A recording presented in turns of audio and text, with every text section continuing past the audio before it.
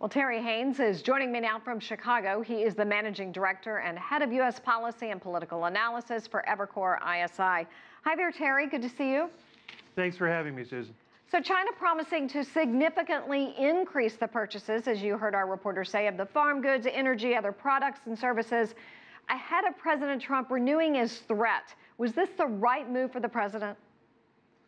Well, there's some risk involved, of course, but there's some risk involved in any negotiation. My view of what happened earlier this week with what's characterized as the new threats by a lot of people, I think is really less than meets the eye. 2 months ago, let's remember, the United States and China weren't really talking at all, and everybody was concerned about that. Now, 2 months later, we've had a variety of high-level exchanges, and the concern is, why haven't they wrapped this up?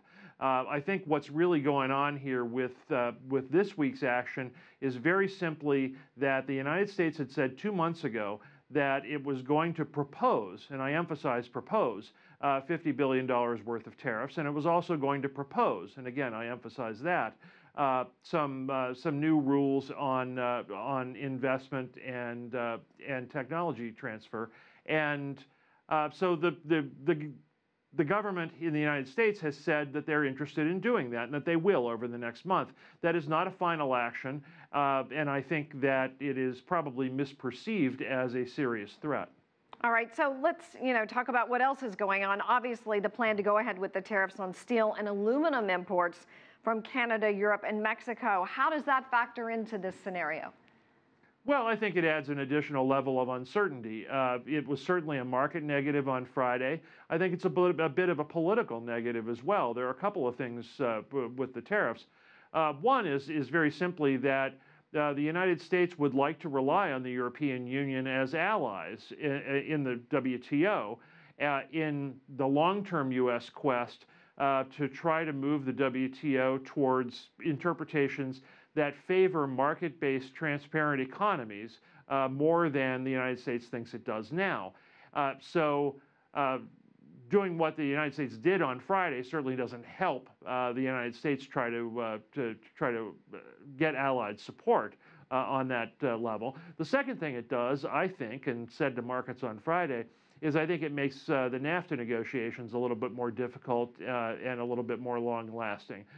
So I think the United States is at a point now where they've got a lot of balls in the air, and they're trying to work on a friendly basis with China, and that's of course the purpose of Secretary Ross's visit this weekend.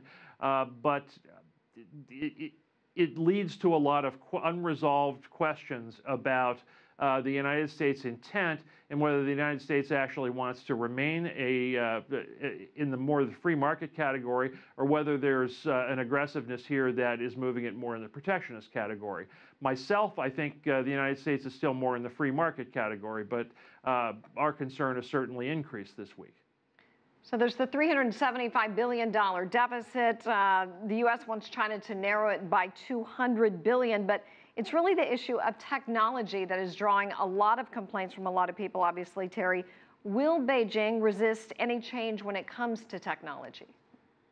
Well, I think the Chinese government has been very clear about wanting to resolve intellectual property issues on an amicable basis. And the joint statement between the United States and China of about a week or so ago was pretty clear on that point. It was criticized in the United States and elsewhere for not being specific enough, but I thought it was a significant move on the Chinese part, and certainly provides a basis for further negotiations. The United States, of course, is still concerned about the Chinese intentions on China 2025, and the United States, of course, is interested in making sure that national security concerns are met by Chinese companies doing business in the United States. So there's a lot of different issues on the table. Well, Terry Haines, we're going to have to leave it right there. Thank you for joining us from Chicago. We appreciate it.